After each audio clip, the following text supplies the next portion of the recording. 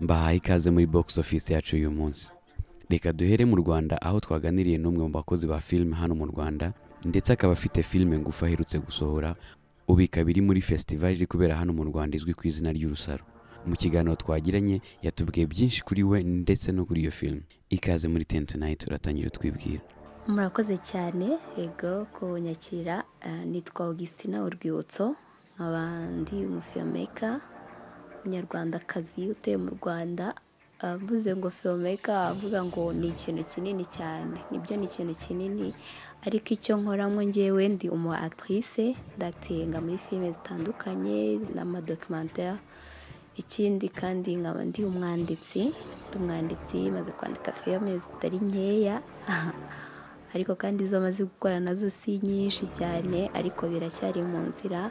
Izo ngizo nyamaze gukora rero nkaba ari nanjye wazidirectinze, ubwo ndandika nka directinga, kandi ni nanjye washyizemo amafaranga yanjye nkana producinga nyine filime. Yego ibyo ngibyo numva nkora muri sinema. Hashize igihe gito ushyize hanze filme ntoya wise Four Eyes. Iyi filme ivuga kuki? Igihe cyaba gishize nshyize hanze filime yanjye yitwa The Four Eyes. Ntabwo ari igihe kinini cyane. Hanyuma icyo navuga kuri iyi filime ni uko ari ni filime nziza cyane, ni filime irimo ubutumwa, ni filime umunyarwanda wese cyangwa se umuntu wese, umuntu uzi ko afite ubumuntu muri we agomba kureba kandi akagira icyo yiga muri yo. Kuko iyi filime ivuga ku mwana w'umukobwa ubana n'ubumuga mu muryango, abana n'ubumuga bwo kutumva no kutavuga, ariko nyina mama we wamubyaye ntabwo aba yabashije kumwakira, abatewe ipfunwe nawe kuko umwana ageraho agera imyaka 10 nyina atarabasha kumwakira, kandi nyuma ye hari undi wamukurikiye wabayeho neza, wahawe ubuzima bwiza, wahawe ibikenerwa byo umwana akenera mu myaka yo hasi, cyangwa se umwana wese ashobora gukenera ku mubyeyi, ariko we ntabyo yigeze ahabwa.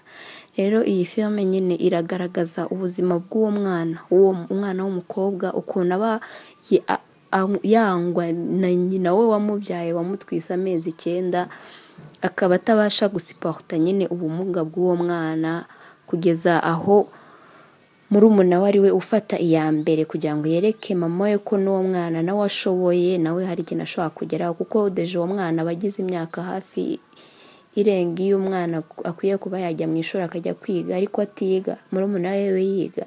Murumuna we rero ni uwo ufata iya mbere akereka mama we ko, akagisha mukuru we kwandika n'ibiki, bakereka mama we ko nawe ashoboye kandi ashobora kwiga. Rero wenda mwakibaza impamvu nayise The Four Eyes. Hari n'abantu batari kumva neza iyo for your eyes, hari n'abari kugira ngo ni eyes y'amaso cyangwa iki, ntabwo ari byo. Ni urumva uwo mwana murumuna we afashe iya mbere mu kumwigisha kwandika, hari utugambo uwo mwana yanditse ku rupapuro. Uwo mukuru wo muri iyo filime aba yitwa Sinzi. Amaze kutwandika ku rupapuro, begera mama wabo bararumuhereza. Ayo magambo aba yanditse kuri urwo rupapuro aba yanditse mu rurimi rw'Icyongereza. Yanditse mu rurimi rw'Icyongereza, ariko kandi buri jambo ryanditse aho ngaho ritangizwa n'inyuguti ya I mu Kinyarwanda cyangwa se I. Noneho rero hariho amagambo 4, buri jambo ritangizwa n'inyuguti ya I.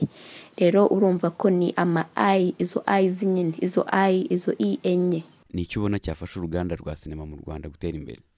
Merci Baru.